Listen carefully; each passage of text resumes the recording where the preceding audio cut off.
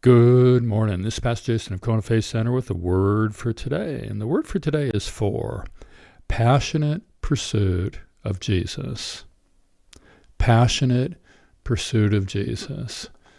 I think the New King James says zeal for Jesus. Passionate pursuit of God. Zeal for God. Passionate pursuit of truth. Zeal for truth. What does that look like to you? To me, that looks like a lifestyle of constant adjustments with a single orientation of Jesus. As a young Christian, my zeal, my passionate pursuit led to extremes. As an older, hopefully more mature Christian, my passionate pursuit of Jesus leads to smaller, less radical adjustments. At one point in my life, I played a lot of tennis. Tennis is a funny game. You got to play 4 or 5 days a week to maintain accuracy. If you play with people that are better, you play better. If you play with people that are not better, you play worse. I really liked playing with people that hit the ball hard, ran fast, had a complete set of shots at their disposal. This group was mostly younger guys, aggressive, radical. And although I did play with a couple of girls that were as good as any of the guys I played with. Amazing. And then there was this group of old people. Most of them were overweight. They could barely move. They couldn't hit the ball with any real power at all, and they would only play doubles. They mostly had a collection of chop shots and dinks and dunks. They could barely serve the ball and get it over the net. The first time I played with this group, they ran me ragged.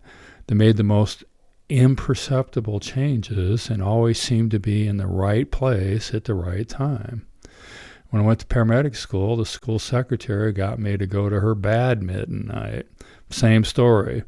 Group of senior, little old Japanese people, mostly women, ran me ragged playing badminton. They barely moved, and I was running all over the place.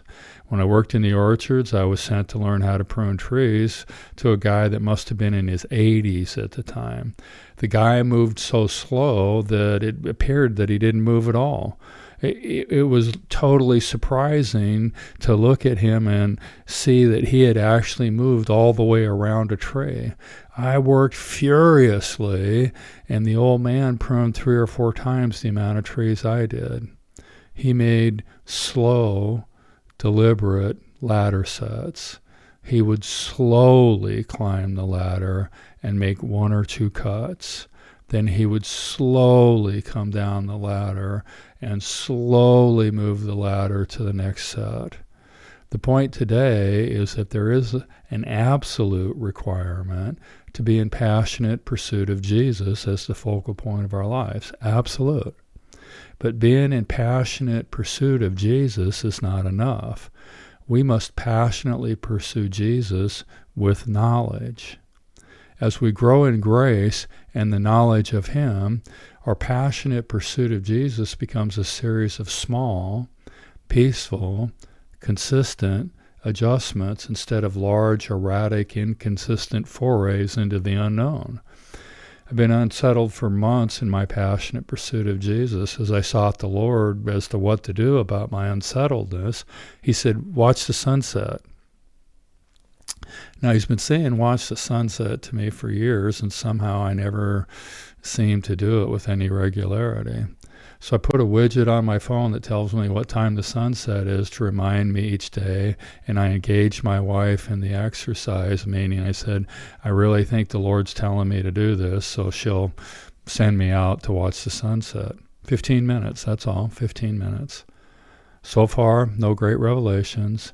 No voice out of the parting clouds, not even being overwhelmed by the beauty of Kona sunsets, and they are beautiful. Just 15 minutes of quiet, watching the ever-changing clouds and colors. And the second thing he said was take 15 minutes at the end of the day and think about what I was thankful for in that day. Once again, no great revelations, no IMAX experience, no intense sense of His presence, just 15 minutes of thinking about what I'm thankful for as I sit in my hot tub. My expectations is that these two small adjustments will produce an impact in my passionate pursuit of Jesus, and that at some point I will return to even keel. The realization that small, seemingly insignificant adjustments really is what being in passionate pursuit of Jesus is all about. Passionate pursuit of Jesus. What does that look like to you? The word for today is for passionate pursuit of Jesus. Enjoy your passionate pursuit today. God bless. Check in tomorrow.